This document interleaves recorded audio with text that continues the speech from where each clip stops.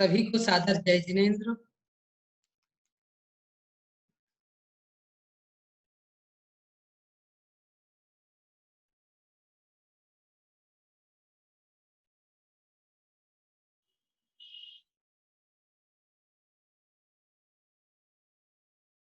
कैढाला की इस कक्षा में आप सभी का हार्दिक स्वागत है।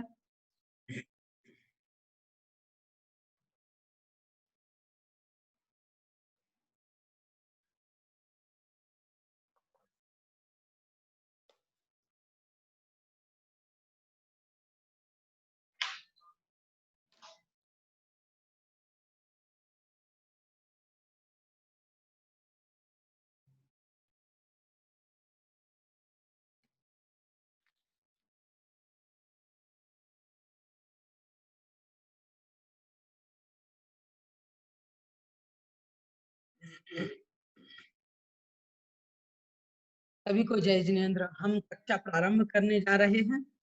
समय हो चुका है और लगभग बहुत सारे लोग आ चुके हैं अभी, इसलिए हम कक्षा को प्रारंभ कर रहे हैं।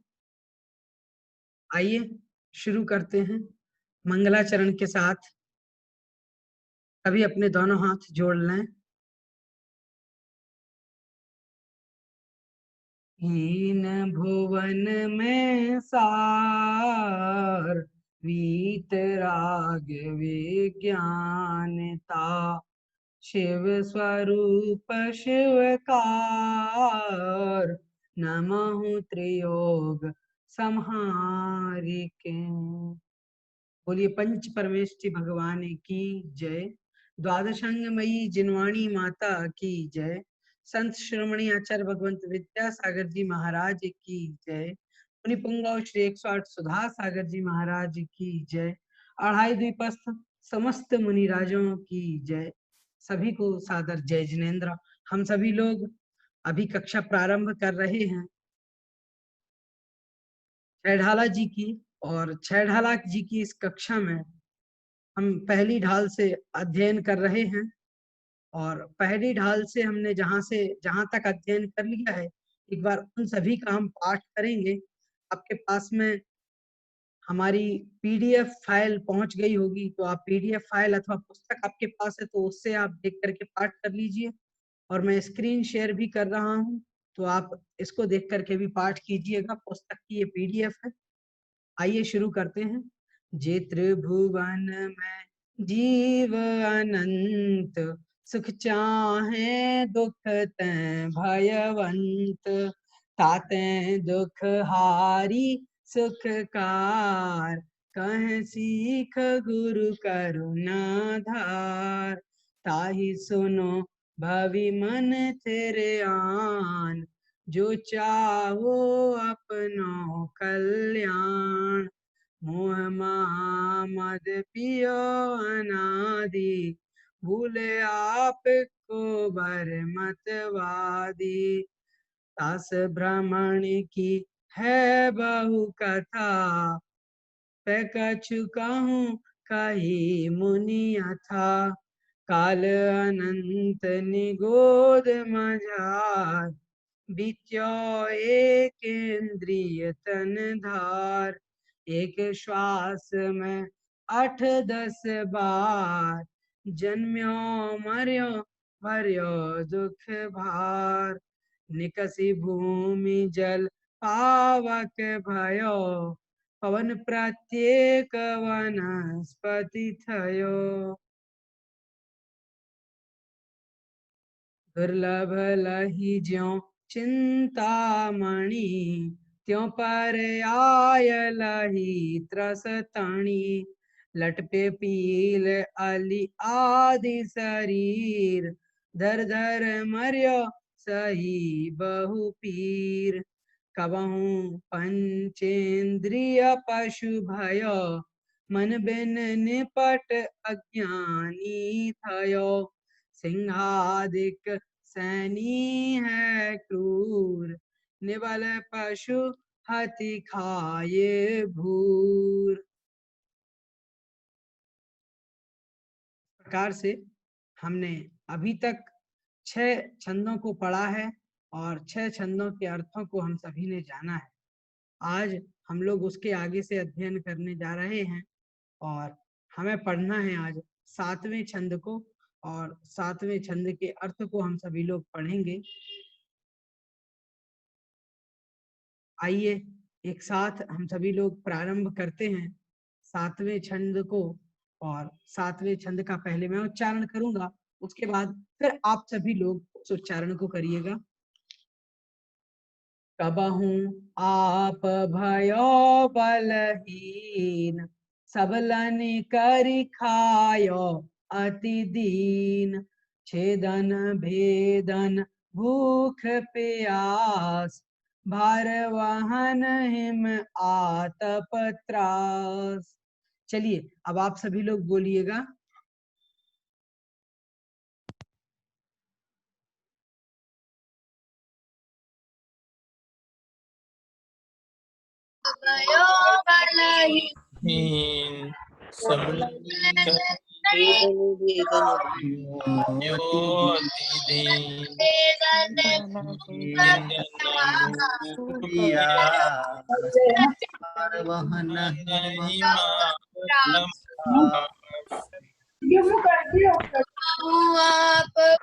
बहुत अच्छा उच्चारण कर रहे हैं आप लोग। और अब देखें, हमने इसका उच्चारण तो कर लिया है, इसमें देखते हैं इसको कैसे हमें समझना है, एक एक शब्द का अर्थ हम देखें। पहले बताया था कि ये जो जीव है, यह जीव जब कभी पंचेंद्रिय बना तो मन के बिना असैनी बन गया। असैनी बना तो मन के बिना अज्ञानी रहा और अनेक प्रकार के दुखों को सहन करता रहा।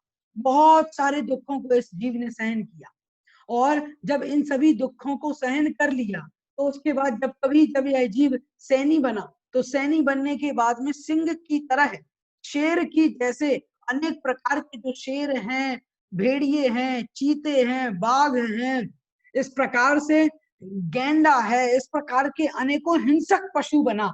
और हिंसक पंचेंद्रिय जीव बन करके इस जीव ने, इस आत्मा ने अनेक निर्बल प्राणियों को, जिनके पास बल नहीं था, जो कमजोर थे, छोटे थे, ऐसे प्राणियों को मार मार करके खाया है। किसने? इस जीव ने। जब यह संगी पंचेंद्रिय त्रियंच में सिंह आदि के समान क्रूर और निर्दयी बना तो बड़ा हिंसक रहा और अनेकों निर्बल पशुओं को मार करके खाया, और इस प्रकार से दुख पाया, और साथ में अनेकों जीवों को दुख दिया इस जीव ने। और बाद में फिर कहते हैं कि जब ये भी हो गया तब फिर क्या होता है, तो वो कहते हैं जब कभी यह जीव निर्बल बना तब क्या किया, और तब इसके साथ क्या घटित हुआ, तो उस निर्बल पर्याय में पंचेंद्रिय त्रियंच की सैन्य अवस्था में जब जीव निर्बल रहा, जब बल नहीं था, कमजोर रहा, उस समय क्या परिस्थिति रही और किस प्रकार से दुखों को इस जीव ने सहन किया है, उस बात को यहाँ पर स्पष्ट करते हैं। देखिए क्या कहते हैं, कबहू आप भयो बलहीन, कबहू आप भयो बलहीन, मतलब कभी तो आप मतलब स्वयं यह जीव स्वयं ही, भयो मतलब हुआ, बलहीन मतलब बल से हीन हुआ, यह जीव बल से हीन हुआ, मतलब बल मतलब ताकत, स्ट्रेंथ, पावर इसके अंदर कम रही। और सबलन करी खायो अतिदीन, और सबलन करी सबल जीवों के द्वारा, जिन जीवों के पास बल अधिक है, जो ताकत से सहित हैं, ऐसे उन सबल बल से सहित जो जीव हैं, उन शक्तिशाली जीवों के द्वारा खाया गया। और अतिदीन किस वजह से खाया गया, तो कहते हैं अतिदीन मतलब बहुत दीन था, बहुत ही असमर्थ था, बहुत ही कमजोर होने के कारण से अनेक जो बलशाली प्राणी थे, जो शक्तिमान थे, जो शक्तिशाली थे, बलशाली थे, ऐसे प्राणियों के द्वारा खाया गया। आप भी देखते हैं जो कमजोर प्राणी होते हैं उनको आप देखें, जो बड़े प्राणी होते हैं, जो शक्तिशाली होते हैं, वो उनको खा जाते हैं। तो किस कारण से खा जाते हैं, तो उस बात को वो कह रहे हैं कि सामर्थ्य नहीं थी, असमर्थता थी, अति दीनता थी, और अति दीनता के कारण से, निर्बल पने के कारण से इस जीव ने कभी कभी तो त्रियंच में निर्बल पर्याय प्राप्त की, और निर्बल पर्याय प्राप्त होने से फिर अनेकों उन जीवों के द्वारा यह खाया गया जो जीव शक्तिशाली थे, इससे जिनके पास बल अधिक था। और फिर आगे कहते हैं अगली पंक्ति में, और कौन कौन से दुख हैं पशुओं के, तो कहते हैं छेदन भेदन भूख प्यास भार वहन हिम आतप त्रास। छेदन अर्थात छेद देना, भेदन अर्थात भेद देना, भूख प्यास और भूख के दुखों को, और प्यास मतलब पिपासा जो प्यास होती है उस प्यास को, और भार वहन, और भार मतलब होता है वजन, जिसको हम भार कहते हैं, वेट जो होता है, उस भार को वहन किया, उसको ढोया। और हिम आतप त्रास है, हिम मतलब सर्दी और आतप मतलब होती है गर्मी, जो गर्मी आदि का, त्रास मतलब दुख जो होता है, इस प्रकार के दुखों को इस जीव ने त्रियंच पर्याय में सहन किया। क्या कहते हैं देखिएगा, एक एक शब्द इसका समझने लायक है, और हमें अनुभूत करना चाहिए, महसूस करना चाहिए कि वास्तविक रूप में, कि वास्तविक रूप में उन जीवों को कैसा फील होता होगा, उन त्रियंच जीवों की किस प्रकार की संवेदनाएं रहती होंगी, तो उन्हें इस प्रकार के दुखों को सहन करना पड़ता होगा। कहते हैं कबहू आप भयो बलहीन, कभी तो यह जीव स्वयं कमजोर उत्पन्न हुआ, कमजोर पंचेंद्रिय त्रियंच सैनी जीव बना, तब किस प्रकार के दुखों को सहन करना पड़ा, तो कहते हैं सबलन करी खायो अतिदीन, जो सबल जीव थे, सबल से तात्पर्य है जो बलशाली थे, ऐसे उन बलशाली जीवों के द्वारा, उन बलशाली पशुओं के द्वारा अनेक प्रकार से इस जीव को वेदनाएं पहुंची हैं, पीड़ा पहुंची है।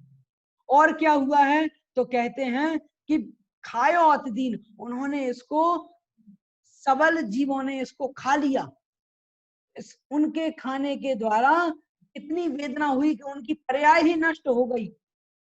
कितना दुख पहुंचता है जब कोई हमें ही खा जाए, सोचिए किस प्रकार का दुख होता है उन जीवों को, जिन जीवों को कोई व्यक्ति खा जाता है, उनका कोई दोष नहीं होता, कोई गलती नहीं होती उनकी, लेकिन फिर भी भूख मिटाने के लिए दूसरे बड़े बड़े जीव, बड़े बड़े पशु उनको लेकर के खा जाते हैं, और खा करके उनकी मृत्यु हो जाती है। अब जो कमजोर हैं वो बेचारे क्या करेंगे, वो चिल्लाते हैं, तड़पते हैं, उनकी कोई सुनने वाला नहीं होता है, और वो बेचारे मृत्यु को प्राप्त हो जाते हैं। इस प्रकार से त्रियंच गति में जब कभी कमजोर हुआ तो इस प्रकार के दुखों को सहन किया।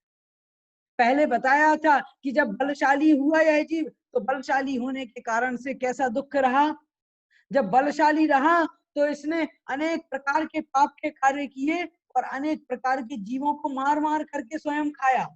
और फिर वो कहते हैं कि जब यह जीव कमजोर हो गया तो अनेक जीवों ने इसको मार मार करके खाया। इस प्रकार से अनेकों दुखों को इस जीव ने सहन किया है। अब आगे और क्या है और आगे किस प्रकार के दुखों को सहन करने की बात वो कहते हैं, किस प्रकार के दुख होते हैं इस जीव को, किस प्रकार से यह जीव संपूर्ण कहना चाहिए त्रियंत गति में कैसे कैसे दुखों को यह जीव सहन करता है। तो उस बात को आगे कहते हैं छेदन भेदन भूख प्यास। छेदन से तात्पर्य क्या है? छेदन से तात्पर्य है कि यह जो जीव है इस जब त्रियंच पर्याय प्राप्त की, जब पशु रहा तो उस त्रियंच अवस्था में, त्रियंच मतलब जब पशु रहा, जब त्रियंच सैनी जीव रहा तो उस समय में छेद दिया गया। छेद दिया गया से तात्पर्य है अनेकों अंग जो शरीर के अंग होते हैं उन अंगों को छेद दिया गया, उन अंगों को उन्होंने काट दिया। इस प्रकार से बहुत प्रकार के दुखों को इस जीव ने सहन किया है।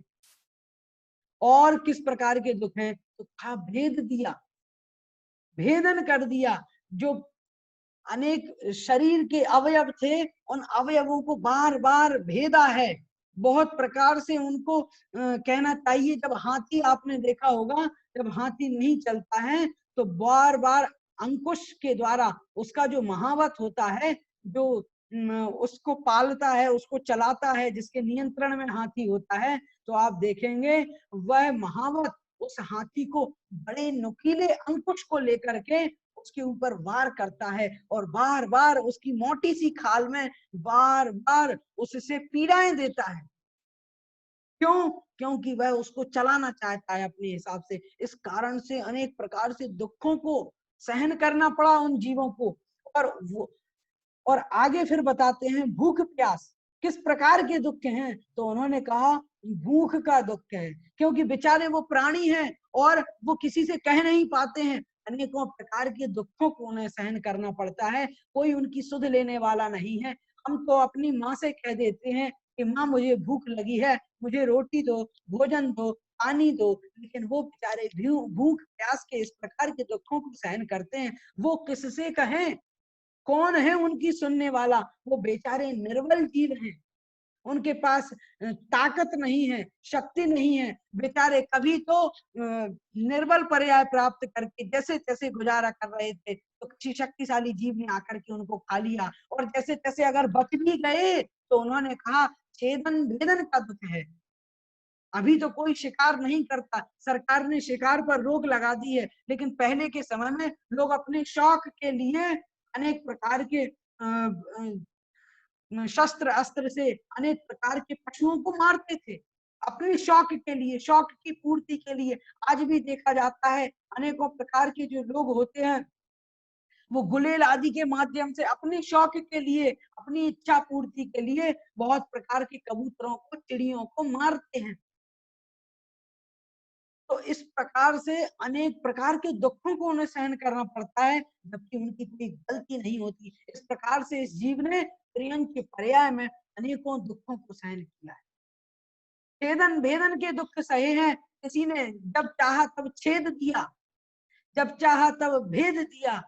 तो इस प्रकार से अनेकों दुखों को सहन करना पड़ता है। और भूख प्यास के दुख होते हैं, बेचारे उन जीवों को कभी खाने को नहीं दिया जाता। आप देखें कि जो मूक पशु होते हैं उनको भूख नहीं, भूखे रहते हैं, यहाँ वहां तड़पते रहते हैं, ढूंढते रहते हैं कुछ तो भोजन मिल जाए, इस आशा से वे बेचारे तड़पते रहते हैं और भूख प्यास के दुखों को सहन करना पड़ता है त्रियंच पर्याय में। अभी कुछ दिनों पहले हमें एक घटना हुई थी केरल में। एक हथनी बेचारी भूख से तड़प रही थी और तड़पते तड़पते किसी व्यक्ति के पास गई, तो उस व्यक्ति ने उस भूखी हथनी को उसने अनानास दे दिया। और जो अनानास होता है उस अनानास में उसको पटाखे भर दिए, विस्फोटक पदार्थ भर दिया। और जैसे ही उसने खाया तो उसके अंदर उसको पीड़ा हुई, जलन हुई, और उस जलन के कारण से उसका पूरा शरीर अंदर ही अंदर जलने लगा और वह शांति पाने के लिए पानी में गई। तालाब में गई और वहीं पर 2 दिन तक भटकती रही उस तालाब में कि उसे कुछ ठंडक मिले, इस कारण से, क्योंकि वो पटाखे अंदर जल रहे थे उसके शरीर में और उनसे जलन हो रही थी, वो बेचारी मृत्यु को प्राप्त हो गई। सोचिए इस प्रकार से दुखों को सहन करना पड़ता है। भूख प्यास के कैसे दुख होते हैं, किस प्रकार से तिर्यंच गति में इस जीव ने दुखों को सहन किया है, और ऐसे अनेकों दुख सहन करने पड़ते हैं। और कई जीवों की तो भूख और प्यास के कारण मृत्यु हो जाती है, और फिर यदि फिर भी जीव बचे रहते हैं तो कहते हैं भार वहन हिम आतपत्रास। भार वहन अर्थात वजन ढोना पड़ता है उन बेचारे जानवरों को, और हिम आतपत्रास, और शक्ति से अधिक वजन भी ढो दिया जाता है, लाद दिया जाता है। आपने देखा होगा एक टांगा है और एक टांगे को एक घोड़ा चला रहा है और उसमें 10 लोग बैठे हुए हैं। सोचिए 10 लोगों के एक साथ जितना वेट है उस सारे वेट को एक घोड़ा कैसे खींचता होगा, उसको दौड़ना भी है और भागना है, वो इतने सारे लोगों के भार को लेकर के उसको दौड़ना है। सोचिए कितना दुख उसको होता होगा, कितनी परेशानी उसको होती होगी। इस प्रकार से इस जीव ने अनेकों बार ऐसे पर्यायों को प्राप्त करके दुख को सहन किया है। हिम आतपत्रास, और फिर कहा है हिम मतलब ठंडी का दुख। हम तो सर्दी में अपने कमरे में गेट बंद करके और खिड़कियां बंद करके और अनेक प्रकार से हम सर्दी के समय में कंबल रजाई ओढ़ करके और हीटर ऑन करके अच्छे से अपने कमरे में बैठते हैं, सोते हैं, आराम करते हैं। लेकिन उन प्राणियों का क्या जिनके पास ना कपड़े हैं, ना उनके पास कोई रजाई गद्दे हैं, ना उनके पास कोई सहारा है। अनेक प्रकार के दुखों को उन्हें सहन करना पड़ता है। ऐसे ही गर्मी का दुख उन्हें सहन करना पड़ता है।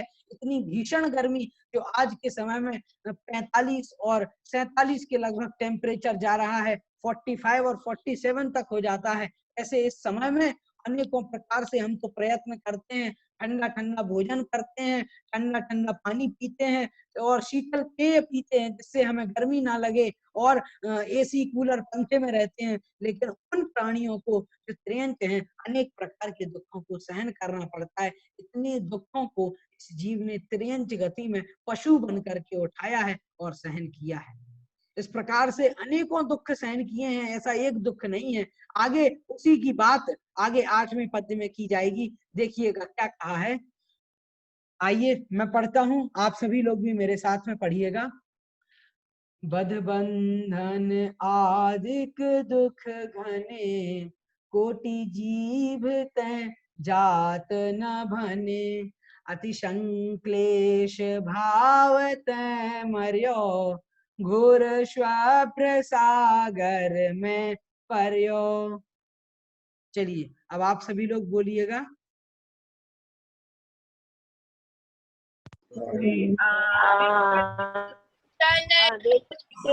आदिक गने कोटि जीवते जात बने, क्लेश भावते मर्यो, घोर शब्द सागर में पर्यो। चलिए बहुत अच्छा उच्चारण कर रहे हैं आप लोग।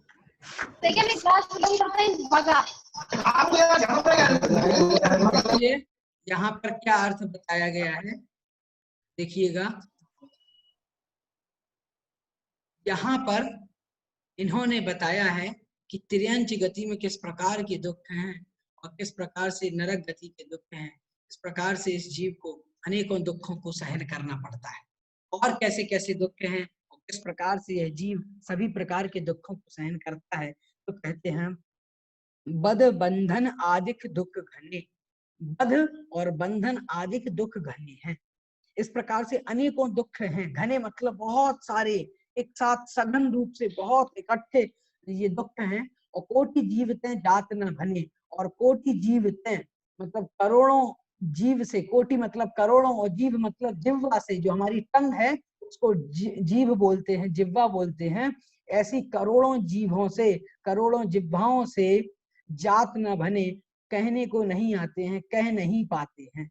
मतलब इस प्रकार के करोड़ों जीव से भी हमारी तो यह एक जीव है, एक जिह्वा है। इस प्रकार की करोड़ों जीवों से भी इस प्रकार के जो अनेक बंधन आदि दुख हैं त्रियंच पर्याय के, तो वो कहते हैं ऐसी त्रियंच पर्याय के दुखों को करोड़ों जीवों से भी नहीं कहा जा सकता। इतने दुख होते हैं, हम तो केवल छोटे मोटे कुछ मामूली से जो दुख हैं उनकी ही पकड़ कर पाते हैं, उनको ही जान पाते हैं और उनकी ही बात यहाँ पर कर रहे हैं। लेकिन वो कहते हैं वास्तविक रूप में इतने दुख हैं कि उनको कहा भी नहीं जा सकता। कैसे दुख हैं? तो कहते हैं बद बंधन, बद मतलब मार देना और बंधन मतलब बांध लेना, जीवों को मार दिया जाता है और बंधन अर्थात उनको बांध दिया जाता है। सोचिए हमें कोई मारे तो हमें कितना दुख होता है। मार देते हैं कुछ लोग अपने अपने स्वार्थ की पूर्ति के लिए, अनेकों प्रकार के यत्न करके अनेकों प्राणियों को मार देते हैं, कभी कोई शौक के लिए और कभी कोई भोजन के लिए और कभी कोई अपने स्वार्थों की पूर्ति के लिए अनेक प्रकार से जीवों का हनन कर देते हैं, अनेक प्रकार से जीवों का वध कर देते हैं, उनको मार देते हैं। और फिर बाद में फिर उन्होंने कहा है कि कोटि जीवते जात न बने, और इतने दुख होते हैं कि कोटि जीवते करोड़ों जीवों के द्वारा भी, करोड़ों जिह्वाओं के द्वारा भी जात न बने, वो कह नहीं सकते इतने दुख बेचारे उन जीवों को होते हैं। इस प्रकार से अनेकों दुखों को ऐसे वो जो जीव हैं वो सहन करते हैं। कौन से जीव हैं? तो कहा है उन्होंने कि ऐसे वो जीव हैं त्रियंच जीव, इस प्रकार से अनेकों दुखों को वो सहन करते हैं। और अनेकों कौन से हैं? तो और अनेकों दुख हैं, ये तो सामान्य से हमने दुखों की बात की है। अनेकों प्रकार के दुखों को त्रियंच पर्याय में जीवों को सहन करना पड़ता है। और पहले भी पिछले पद्य में हम पढ़ करके आए हैं किस प्रकार के दुख उन जीवों को होते हैं और किस प्रकार से उन जीवों को अनेक प्रकार के दुखों को सहन करना पड़ता है। और फिर आगे त्रियंच गति के इस प्रकार के दुखों को सहन करने के बाद फिर क्या हालत होती है और किस प्रकार से फिर जीवों की अगली पर्याय होती है, तो उसके बारे में कहते हैं अति संक्लेश भावते मरे। इस प्रकार से जब किसी ने मारा, किसी ने बांधा, अनेक प्रकार के दुखों को इस जीव ने सहन किया, तो बेचारा मर करके संक्लेश भावों से मरा। संक्लेश भाव का तात्पर्य है मन में बिल्कुल विचलितता, विचलितपना आ गया, अंतरंग विचलित हो गया। मन में आया कि मुझे कैसी पर्याय मिली है, इतने दुख हैं और राग द्वेष के ऐसे परिणाम बने उस जीव के, इतना संक्लेश हुआ, संक्लेश मतलब इतना दुख हुआ इस जीव को कि ऐसे भावों से मरण किया। मरण करते समय तड़पता रहा, कभी भूख से, कभी प्यास से, कभी गर्मी से, कभी सर्दी से, कभी किसी के मारे जाने से, कभी किसी के कत्ल कर देने से, कभी किसी के बांधे जाने से। पता चला कि किसी ने गाय को बहुत जोर से टाइट रस्सी से बांध दिया तो सांस नहीं ले पाई और किसी कारण से वो मृत्यु को प्राप्त हो। इस प्रकार से अनेकों दुखों को त्रियंच पर्याय में सहन किया और फिर संक्लेश भाव से मरण को प्राप्त किया। अति संक्लेश भावते मर्यो, अत्यंत संक्लेश भावों से मरण को प्राप्त हुआ और उसके बाद में घोर शुभ्र सागर में पर्यो। और घोर अर्थात जो भयानक है, ऐसे भयानक शुभ्र सागर मतलब नरक रूपी सागर में, नरक रूपी समुद्र में पर्यो मतलब जाकर के गिर पड़ा। इसकी गति हो गई कि संक्लेश परिणामों से, दुखी भावों से जब इस जीव ने मरण किया तो उसके कारण से उसके बहुत बुरे परिणाम रहे और खोटे भाव रहे। बुरे परिणामों के कारण से जब इस जीव ने मरण किया तो घोर नरक रूपी समुद्र में जाकर के गिर पड़ा। इस प्रकार से यहाँ पर बताया है कि घोर शुभ्र सागर में पड़ो अर्थात कि भयानक नरक रूपी समुद्र में, नरक रूपी सागर में यह जीव नरक गति में जाकर के पड़े अर्थात गिर पड़ा। इस प्रकार से इस जीव ने अनेकों दुखों को त्रियंत गति में सहन किया और फिर नरक गति में जाकर के गिर पड़ा। अब नरक गति में क्या हुआ तो उसके बाद उसके दुखों के बारे में यहाँ पर बताते हैं।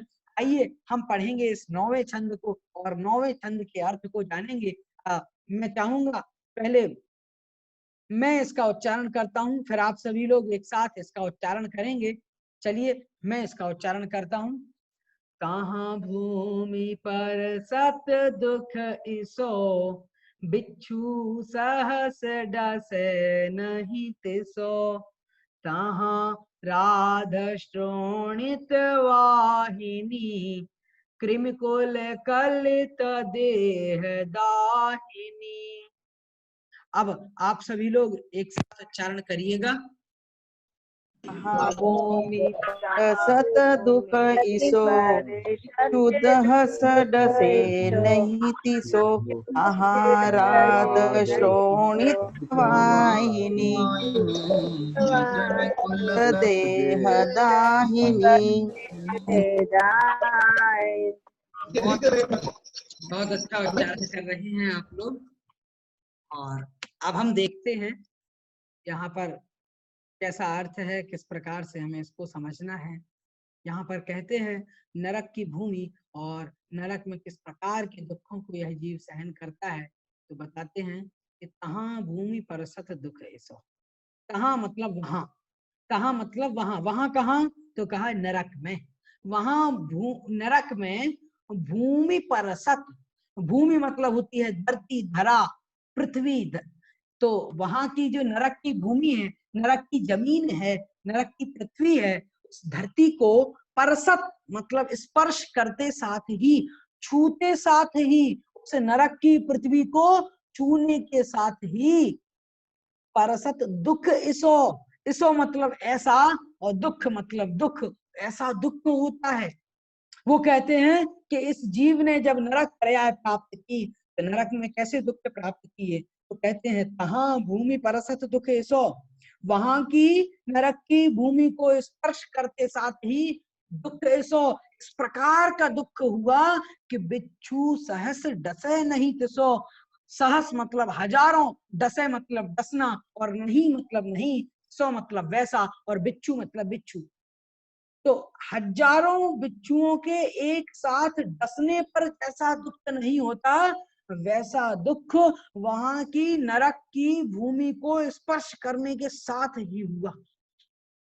सोचिए कितना दुख उस नरक पर्याय में इस जीव को सहन करना पड़ा। इस प्रकार के दुखों को इस जीव को सहन करना पड़ता है कि वहां उस नरक में, जो नरक की भूमि है, उस नरक की भूमि को छूने से इस प्रकार का दुख होता है कि हजारों बिच्छुओं के डसने पर भी वैसा दुख नहीं होता। बिच्छू सहस डसे नहीं तो, हजारों बिच्छुओं के डस लेने पर भी वैसा दुख नहीं होता जैसा दुख नरक की भूमि को स्पर्श करने पर होता है। कितना दुख उन जीवों को सहन करना पड़ता है नरक को प्राप्त करके। अब आगे इसका और अर्थ अगली पंक्ति का देखें, और फिर कहते हैं कहाँ राध श्रोणित वाहिनी, और कहाँ मतलब उस नरक में राध श्रोणित, राध मतलब होती है पीप, और श्रोणित मतलब होता है खून। पीप जिसको मवाद, मवाद या पस बोलते हैं, कोड़े फुंसी में जो सफेद जैसे गंदे से कलर की वो जो मल रूप में निकलती है, उसको पीप या मवाद बोलते हैं। तो वो कहते हैं राध मतलब ऐसी मवाद, पीप, और श्रोणित मतलब होता है खून। मतलब खून जब खराब हो जाता है तो फिर वह पीप रूप में बन जाता है। तो कहते हैं राध श्रोणित वाहिनी, और वहां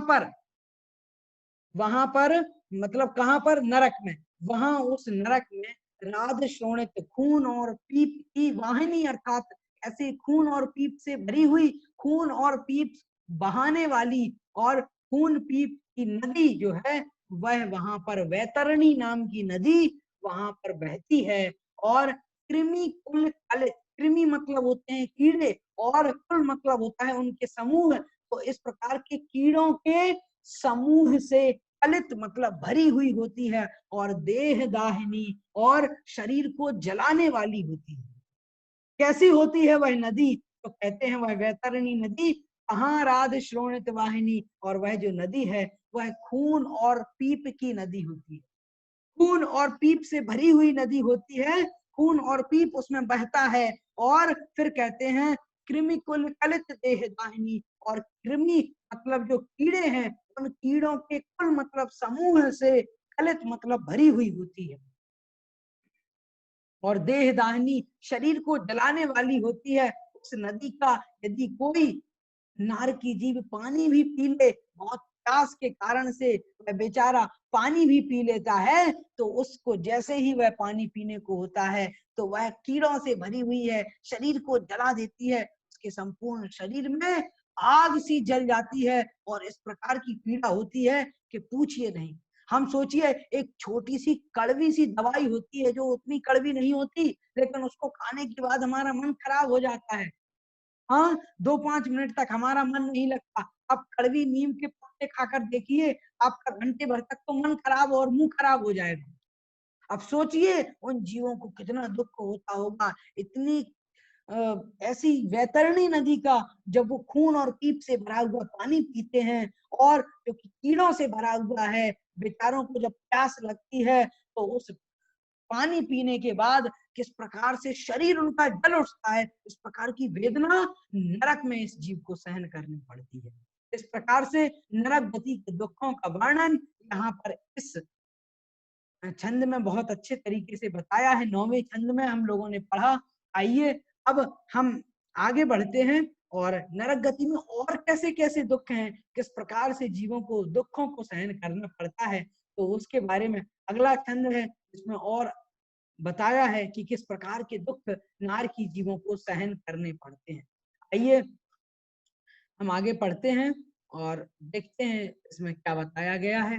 10वां छंद हम सभी लोग पढ़ रहे हैं। आइए पहले मैं उच्चारण करता हूँ, फिर आप लोग उच्चारण कीजिएगा। सेमर तरु दल जुत असि पत्र, असि ज्यों देह वेदारे तत्र, मेरु समान लोह गली जाय, ऐसी शीत उष्णता थाय। अब आप सभी लोग उच्चारण सेमर तरुदल जुत असि पत्र, असि जो देह विदार, मेरु समान लोह गली जाए, ऐसी शीत उष्णता थाय। बहुत अच्छा बहुत अच्छा। अब देखिए हम सभी लोग 9 छंदों को पढ़ चुके हैं और 9 छंदों के अर्थों को जानने के बाद में अब हम 10वें छंद की ओर बढ़ रहे हैं। 10वें छंद में क्या बताया गया है, किस प्रकार से इस जीव को नरक पर्याय प्राप्त करके कैसे कैसे दुखों को सहन करना पड़ता है। पहले तो यह बता दिया था कि वहां की भूमि को स्पर्श करने पर ऐसा दुख होता है जैसा दुख करोड़ों बिच्छुओं, हजारों बिच्छुओं के डसने पर भी नहीं होता। ऐसे दुख वहां पर कब होते हैं, जब वहां नरक की भूमि को स्पर्श कर लें तब होते हैं ऐसे दुख। और स्पर्श करने के बाद फिर कैसे कैसे दुख हैं, तो बताया है कि वहां पर अनेक प्रकार से जो पीप और खून की बहती हुई नदी है, उस नदी को जब वे बेचारे वहां जाते हैं और वहां जाकर के उसके जब पानी को पीने का प्रयास करते हैं तो उनकी पूरा शरीर जल उठता है और इस प्रकार से उस कीड़ों से भरी खून पीप की वैतरणी जो नाम की नदी है, वैतरणी नाम की नदी, उस नदी का जब पानी पीते हैं तो उनका पूरा शरीर जल जाता है। इस प्रकार के दुख होते हैं और इतने ही दुख नहीं होते, और भी बड़े बड़े दुख होते हैं, बड़े घोर भयानक भयंकर दुखों को उन्हें सहन करना पड़ता है। उसकी बात यहाँ 10वें छंद में कही है। कहा है कि सेमर तरु दलजुत असिपत्र। सेमर मतलब होता है, सेमर नाम का, तरु मतलब वृक्ष, सेमर नाम का वृक्ष जो होता है और उसके जो दलजुत, दलजुत मतलब होता है कि उसके पत्तों से युक्त, जो कैसे हैं उसके पत्ते, तो कहते हैं असी पत्र, अर्थात असी मतलब होती है तलवार, और तलवार के पत्ते के समान है उसके पत्र। कैसे हैं, तो कहा है तलवार की धार के समान है। तलवार की धार के समान, जैसे तलवार होती है और तलवार की धार बड़ी नुकीली होती है, जहां पर तलवार रख दी जाए वो है वो अंग, शरीर का अंग कट जाता है और वहीं से खून निकलना प्रारंभ हो जाता है। आपने अनेक प्रकार से तलवार के बारे में तो सभी जानते ही हैं। तो इस प्रकार से जो असी मतलब तलवार होती है, उसके पत्र उसकी धार के समान, उसकी धार के समान, जैसे ऐसा लगता है कि सेमर नाम के जो वृक्ष हैं उन वृक्षों के जो पत्ते हैं और उन पत्तों का स्वरूप कैसा है, तो कहते हैं तलवार की धार के समान नुकीले होते हैं वो पत्ते। तो देखिएगा यहाँ पर क्या कह रहे हैं कि वहां उस नरक में तत्र, यहाँ पर जो तत्र शब्द आया है इसको देखें, तत्र मतलब वहां पर, तत्र मतलब वहां पर कहां पर, नरक में। देखिएगा अन्वयार्थ में शुरू से बताया है, तत्र मतलब नरक में, असी पत्र ज्यों तलवार की धार के समान, जैसे तलवार की धार होती है उस तलवार की धार के समान बहुत पैने, बहुत नुकीले और दुख देने वाले दलजुत ऐसे पत्तों से युक्त सेमर तरु अर्थात सेमर के वृक्ष हैं। सेमर नाम के वृक्ष वहां पर हैं जो कि कैसे हैं, ऐसे पत्ते वाले हैं जो कि तलवार की धार के समान नुकीले हैं। ऐसे पत्तों से युक्त सेमर के वृक्ष हैं वहां नरक में। और असी ज्यों देह विदारें, जिस प्रकार से असी जो तलवार होती है वह तलवार देह को विदारण कर देती है, शरीर को फाड़ देती है, शरीर को छिन्न भिन्न कर देती है, उस प्रकार से देह विदारें, उसी प्रकार से शरीर को विदारण कर देते हैं, उसी प्रकार से शरीर को फाड़ देते हैं, उस प्रकार से शरीर को छिन्न भिन्न कर देते हैं, काट पीट देते हैं। इस प्रकार से यहाँ पर बताया है कि सेमर जो वृक्ष हैं उनके पत्ते हैं, उनके पत्ते तलवार की धार के समान हैं और बड़े नुकीले होने के कारण से जब नार की जीव जब कभी शीतलता पाने के लिए, ठंडक पाने के लिए और ये सोचते हैं चलो आज पेड़ के नीचे बैठकर थोड़ी सी शांति मिलेगी, तो बेचारा जो नार की जीव है जैसे ही वहां आकर के सेमर नाम के वृक्ष के नीचे बैठता है तो उसके जो तलवार की धार के समान नुकीले नुकीले जो पत्ते हैं, ऐसे वो पत्ते उसके ऊपर गिरते हैं और उसका शरीर कट जाता है, उसका शरीर छिन्न भिन्न हो जाता है। इस प्रकार से नरक में अनेकों प्रकार के दुख जीव को सहन करने पड़ते हैं। आगे कहा है मेरु समान लोह गली जाए, ऐसी शीत उष्णता खाए। मेरु समान, मेरु के समान सुमेरु पर्वत जो है वह सुमेरु पर्वत अनादि अनंत है और ऐसा वह जो सुमेरु पर्वत है वह सुमेरु पर्वत 1,00,000 योजन विस्तार वाला है, 1,00,000 योजन ऊंचाई वाला है। इतना बड़ा जो पर्वत है, ऐसा जो पर्वत है, ऐसा सुमेरु नाम का जो पर्वत है, ऐसा वह उस पर्वत के समान लोह गली जाए, ऐसा जो लोहा है वह लोहा अगर इतना बड़ा लोहे का पिंड भी हो, सुमेरु पर्वत के समान यदि लोहे का पिंड हो तो वह भी गली जाए मतलब गल जाता है। इतनी वहां पर ऐसी शीत उष्णता था, इस प्रकार की शीत और उष्णता होती है, मतलब इस प्रकार की ठंडी और इस प्रकार की गर्मी होती है कि वहां पर मेरु के समान लोहे का पिंड भी होगा तो वह भी गल जाएगा। इस प्रकार की इतनी तेज गर्मी होती है। आपने देखा होगा जब कभी किसी पदार्थ को हम गलाते हैं, लोहा होता है जब लोहार उसको गलाता है, सुनार जब सोने को गलाता है तो ऐसे नहीं गलाता है, उसका जो जितनी डिग्री का जो उसका तापमान है उससे बहुत ज्यादा गर्मी उत्पन्न करता है और उतना जो उसका हीट उत्पन्न करने के बाद में फिर जब सोने को उसमें रखता है तो सोना तुरंत गल जाता है, लोहा तुरंत गल जाता है। अब सोचिए कि मेरु के समान, मेरु पर्वत के समान लोहा और उतने लोहे का जो पिंड है वह गल जाता है, इतनी भीषण गर्मी वहां पर होती है। कितनी तेज गर्मी होती होगी वहां पर कि लोहे का पिंड भी जो मेरु पर्वत के समान है वह भी गल जाता है। इस प्रकार से अनेकों दुखों को सहन करना पड़ता है। इस प्रकार से सर्दी और गर्मी के दुख सहन करने पड़ते हैं और इसी प्रकार की सर्दी पड़ती है, ऐसी सर्दी पड़ती है कि लोहे का जो पिंड है वह वहां पर वह भी जम जाता है। इस प्रकार से इस जीव को नरक पर्याय में अनेकों दुखों को सहन करना पड़ता है। कहा है मेरु समान लोह गल जाए, मेरु के समान लोहा भी गल जाता है, इस प्रकार की शीत और उष्णता वहां पर होती है, इस प्रकार की सर्दी और गर्मी वहां पर नरक में होती है कि बड़े बड़े सुमेरु पर्वत के समान लोहे के पिंड भी गल जाते हैं, जम जाते हैं। इस प्रकार से यहाँ पर बताया है कि नरक की पर्याय में, नरक गति को प्राप्त करने के बाद में इस जीव को कितने दुखों को सहन करना पड़ता है। इस प्रकार से बहुत अच्छे तरीके से हम सभी लोगों को इसको समझना है। एक एक शब्द इसका अर्थ से भरा हुआ है और एक एक अर्थ हमें बताने वाला है, हमें अनुभूति कराने वाला है कि प्रत्येक पर्याय में किस प्रकार के दुखों को यह जीव सहन करता है। आइए अब मैं अगला जो 11वां छंद है उस 11वें छंद को और थोड़ा सा बता देता हूँ कि किस प्रकार से नारकी जीवों को दुखों को सहन करना पड़ता है। उसके बाद फिर हम आपके प्रश्न और आपके उत्तर, प्रश्नोत्तर करेंगे। और अभी तो हम केवल इस छंद को पढ़ते हैं, उसके तुरंत बाद फिर प्रश्नोत्तर का क्रम आरंभ होगा। देखिए यहाँ पर 11वां छंद है, पहले मैं पढ़ूंगा फिर आप सभी लोग पढ़ें।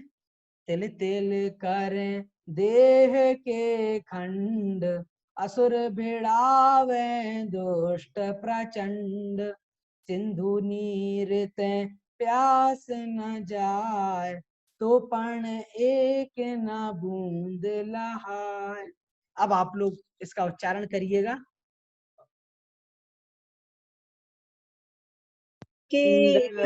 असुर भिड़ावे दुष्ट प्रचंड, सिंधु नीर ते प्यास न जाय, एक न बूंद लहाय। बहुत अच्छा, आपने बिल्कुल सही उच्चारण। देखिएगा यहाँ पर बताया है तिल तिल करें देह के खंड। तिल जो होता है, आपने तिल का दाना देखा होगा जिससे तेल निकाला जाता है, और वह जो तिल जो होता है उसका दाना बड़ा छोटा सा होता है, बड़ा बारीक और बहुत छोटा सा होता है। तो यहाँ पर बताया है कि तिल तिल करें देह के खंड। देह मतलब होता है शरीर और खंड मतलब उसके, खंड मतलब हिस्से, भाग, उसके भाग कहे हैं कि तिल तिल करें, तिल तिल कर देते हैं, तिल तिल के समान। जो तिल होता है, तिल का दाना कितना सा है, बहुत छोटा सा, बहुत बारीक होता है तिल का दाना, और तिल के दाने के समान खंड अर्थात भाग कर देते हैं, टुकड़े करें मतलब कर देते हैं। कौन? तो कहते हैं असुर। जो असुर हैं, असुर कुमार के जाति के जो देव हैं, वो भिड़ावे अर्थात वे भिड़ावे अर्थात भिड़ा देते हैं, लड़ा देते हैं एक दूसरे में, एक दूसरे नारकी जीवों में एक दूसरे को लड़ाते हैं, भिड़ाते हैं। उसको कहते हैं चलो तुम क्या कर रहे हो, इसको मारो, इसने तुम्हें मारा है, तुम क्यों चुप बैठे हो। इस प्रकार से वो भिड़ा देते हैं और दुष्ट, बड़े दुष्ट प्रजाति के होते हैं, और प्रचंड मतलब बड़े भयानक, जो ऐसे क्रूरपना जिनके अंदर भरा हुआ है, ऐसे जो असुर कुमार जाति के देव हैं, ऐसे वो जो देव हैं, ऐसे देव, ऐसे वो जो देव हैं, वे शरीर उन नारकी जीवों को भिड़ावे अर्थात भिड़ा देते हैं, मतलब एक दूसरे में चुगली कर देते हैं कि उन दोनों के बीच में लड़ाई हो जाए, और ऐसे कारणों को उपस्थित कराने के बाद में फिर तिल तिल करें देह के खंड। और फिर जो नारकी जीव है वो इस प्रकार से घमासान युद्ध लड़ते हैं कि एक दूसरे के शरीर के खंड तिल तिल के समान हो जाते हैं, तिल तिल के समान छोटे छोटे खंड कर देते हैं। कहते हैं कि उनको इस प्रकार से इतनी क्रूर क्रोध कषाय उत्पन्न हो जाती है कि वो दूसरे नारकी जीव को इतने ऊपर आक्रामक रूप से उसके ऊपर वार करते हैं कि उसके शरीर के इतने छोटे छोटे टुकड़े होने तक उसको छोड़ते नहीं है। इतनी तेज कषाय की प्रवृत्ति उनके अंदर जागृत हो जाती है। और आगे अगली पंक्ति में कहा है सिंधु नीर ते प्यास न जाए। अब देखिए यहाँ पर जो कहा गया है उसको देखिएगा, सिंधु नीर ते प्यास न जाए। सिंधु मतलब क्या होता है? सिंधु मतलब सिंधु नदी नहीं है, नहीं तो आप समझे सिंधु मतलब सिंधु नदी है। सिंधु मतलब है जो समुद्र होता है, सिंधु मतलब होता है समुद्र, और समुद्र के नीर मतलब होता है जल। नीर का मतलब होता है जल, पानी जिसको हम बोलते हैं वाटर। वह उस समुद्र के पानी से, समुद्र के जल से भी प्यास न जाए। प्यास नहीं जाती है मतलब प्यास बुझती नहीं है। और तो पण एक ना बूंद लगाए, पण मतलब भी, तो भी एक बूंद ना लहाए। एक बूंद पानी भी पीने को नहीं मिलता। जब हमें बहुत ज्यादा प्यास लगती है तो हम कहते हैं लाओ मैं पूरे बोतल का पानी पी जाता हूँ। क्यों? हम ऐसा क्यों कहते हैं? आज बहुत तेज प्यास लगी है, मैं बहुत मेहनत करके आया हूँ और बहुत प्यास लगी है, इस कारण से आज मैं पूरा पानी पी जाऊंगा, ऐसा कहते हैं। उसी प्रकार से यहाँ पर कहा गया है कि उनको इतनी तेज प्यास लगती है उन नारकी जीवों को कि वे जीव यदि चाहें तो अगर पूरे समुद्र का पानी भी पी जाए, इन पूरे समुद्रों का पानी पीने के बावजूद भी उनकी प्यास बुझेगी नहीं। और लेकिन उसके बावजूद भी उन बेचारे नारकी जीवों को एक पानी की बूंद भी नहीं मिलती कि एक बूंद पानी भी पीने को मिल जाए। इस प्रकार के अनेकों दुखों को सहन करना पड़ता है। नार की पर्याय प्राप्त करने के बाद असंख्य दुख होते हैं, जिन दुखों को सहन करना पड़ता है, ऐसे दुखों का कोई पारावार नहीं होता। तथापि उन दुखों को, इन नार की जीवों को नार की पर्याय, नार की गति, नरक गति प्राप्त करने के बाद सहन करना पड़ता है। इस प्रकार से यहाँ पर चतुर्गति के भ्रमण की कथा बता रहे हैं और चतुर्गति के भ्रमण के बारे में बताते हुए एक एक चीज पंडित दौलत राम जी के द्वारा स्पष्ट की जा रही है कि किस प्रकार से यह जीव किन किन पर्यायों में जाता है और पर्यायों में जाने के बाद विभिन्न गतियों को प्राप्त करने के बाद अनेक प्रकार के दुखों को सहन करता है। आज हमने त्रियंत गति के दुखों के साथ साथ नरक गति के दुखों के बारे में पढ़ा है। अब आगे और गतियों के दुखों के बारे में हम जानेंगे।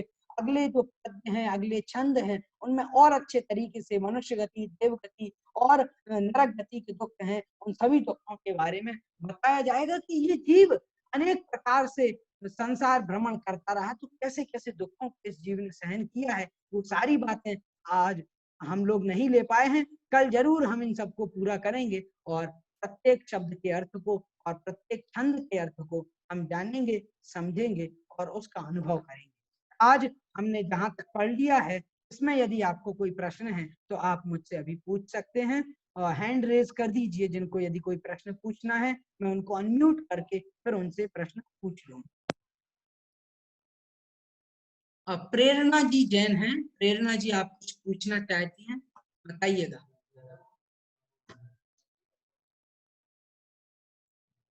कि जो 10वां छंद था उसने कहा था कि शीत और उष्णता, तो ठंड कैसे लगती है वहां पे, कैसी ठंड होती है? मतलब जैसे हम लोग यहाँ पर हैं, अब देखिएगा हम जब गर्मी होती है तो हमें ऐसा लगने लगता है हमारा शरीर जैसे जल रहा है, इतनी तेज गर्मी में जगह जगह से पसीना आता है। और जब आपने देखा होगा तो लोहा होता है, तो लोहे में जब लोहार जो होता है और जिसको ब्लैक स्मिथ बोलते हैं, वो वहां पर जब उसको बहुत तेज, जब अग्नि होती है, बहुत तेज आग में बहुत उसको धोंक देता है और बहुत तेज जब आग पर उसको रखता है तो लोहा लाल पड़ जाता है, फिर धीरे धीरे मुलायम पड़ता है और जितनी तेज अग्नि होती जाती है फिर वो गलना स्टार्ट हो जाता है। जैसे पानी बहता है उस प्रकार से वह तरल होना प्रारंभ हो जाता है। और उसी प्रकार से यहाँ पर कहा गया है कि नरक गति में इतनी तेज गर्मी होती है, अगर सुमेरु पर्वत के समान लोहे का पिंड भी उसके सामने आ जाए, इतना बड़ा लोहे का पिंड भी होगा तो वह भी गलन को प्राप्त हो जाएगा, गल जाएगा। इतनी तेज हीट वहां पर होती है, इतनी तेज गर्मी वहां पर होती है। इस प्रकार से गर्मी होती है और ऐसी ही सर्दी होती है कि जैसे हम लोग कहते हैं कि इतनी तेज सर्दी हमें अनुभव हो रही है, ऐसा लग रहा है जैसे मैं जम रहा हूँ। हम लोग जब बहुत तेज सर्दी होती है, सर्दी का मौसम होता है तो रजाई में रहते हैं, ऐसा लगता है हमारे हाथ अकड़ गए हैं और हलन चलन नहीं हो पाता है, शरीर में ऐसा लगता है कि बस एक जैसे ही बने रहो, हिलना डुलना नहीं हो पाता है। तो उसी प्रकार से इतनी तेज सर्दी होती है वहां पर कि यदि मेरू होगा तो उस मेरू के समान लोहा भी वहां पर जम जाएगा। इस प्रकार की वहां पर तेज सर्दी पड़ती है, ऐसी सर्दी और गर्मी वहां पर होती है। ये बात यहाँ पर बताई। पूछना चाहती हैं इशिता जैन, पूछिएगा। मुझे ये पूछना था पंडित जी कि जैसे कि है ना, हम नरक की बात कर रहे हैं, तो जैसे अपन अपन को पता है कि जैसे नरक, जैसे सातवीं नरक, छठी नरक, इसमें बहुत ज्यादा दुख होता है। तो अभी जो हम बात कर रहे हैं, तो जैसे कि उन नरकों में और भी ज्यादा दुख होता है, जैसे बताया है इसमें। हाँ, बहुत अधिक दुख होता है। अब इन्होंने जो त्रियंत गति के दुखों की बात कही थी, त्रियंत गति में दुख बताते समय उन्होंने कहा था कि कोटि जीवते जात न भने, मतलब करोड़ों जीव के द्वारा भी कह नहीं सकते, इतना दुख उस समय होता है त्रियंत गति में। तो त्रियंत गति से भी ज्यादा दुखदाई है नरक गति। मतलब ये समझ लीजिए वहां पर बहुत दुख होते हैं और ऐसे दुखों को जीवों को सहन करना पड़ता है। तो बहुत सारे दुख हैं यहाँ पर, तो शॉर्ट में बताया है, बहुत संक्षेप में ब्रीफली उसको बताया है, जिससे हमें अनुभव हो सके। वास्तविक रूप में मैं अभी यहाँ पर मनुष्य हूँ और मैं यहाँ इस मनुष्य पर्याय को प्राप्त किया है मैंने, और मैं बहुत अच्छे तरीके से अपने घर में एसी कूलर पंखे में बैठा हुआ हूँ। लेकिन उसके बावजूद सोचिए, मैंने जब पूर्व में, जब पहले समय में, जब पहला जब हमारा पर्याय रही होगी, उस समय में जब हमने नरक को प्राप्त किया, तब कैसे दुखों को सहन किया, और जब त्रियंत बने तब कैसे दुख सहन की, वो सारे दुखों का हमें स्मरण हो। हमें भी तो पता होना चाहिए कि मैं पहले ऐसा हो चुका हूँ, मेरी गति ऐसी हो चुकी है, मेरी हालत ऐसी हो चुकी है, अब मुझे वो सब नहीं करना पड़े, इसलिए मैं अपने आप को अच्छे कामों में लगाऊं।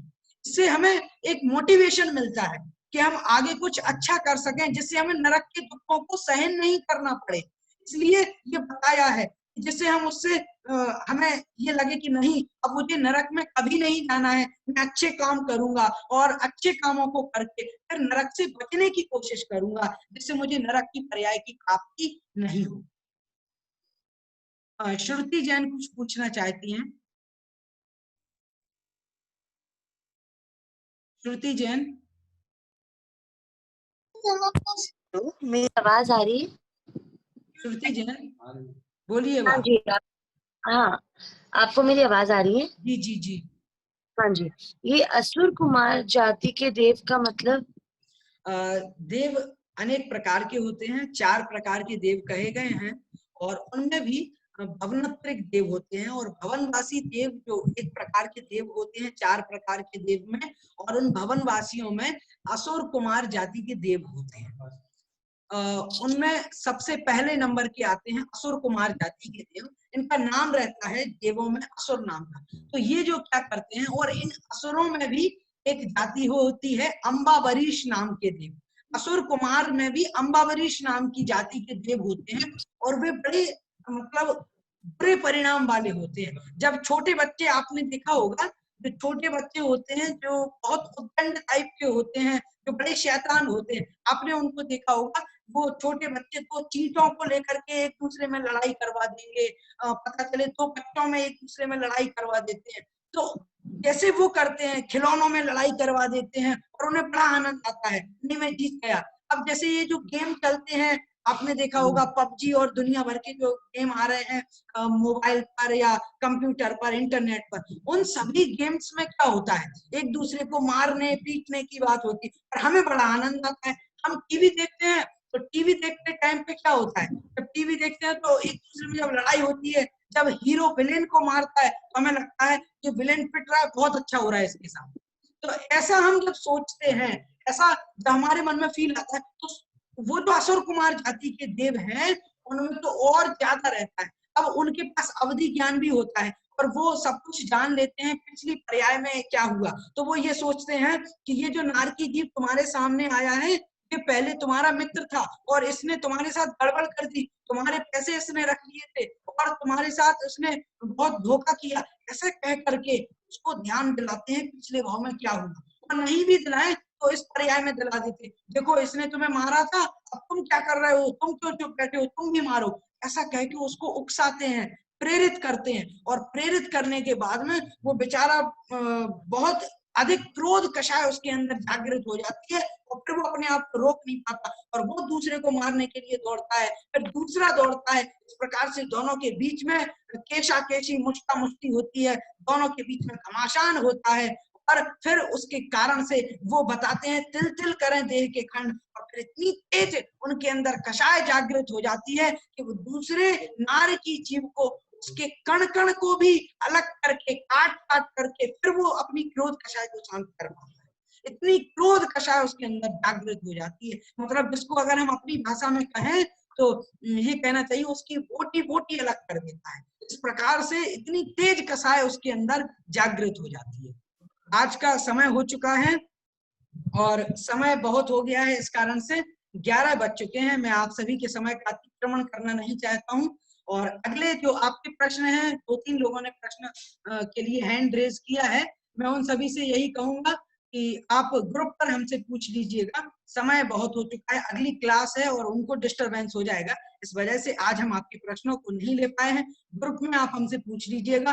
ग्रुप 5 बजे से 7 बजे तक खुला रहता है, तो हम उसको खोल देंगे, तो आप वहीं पर प्रश्नों को पूछ करके और अपने उत्तर प्राप्त कर लीजिएगा। आज की इस कक्षा में आप सभी को उपस्थित रहने के लिए बहुत बहुत धन्यवाद। सादर जय जिनेंद्र। बादशाह गई जनवाणी माता की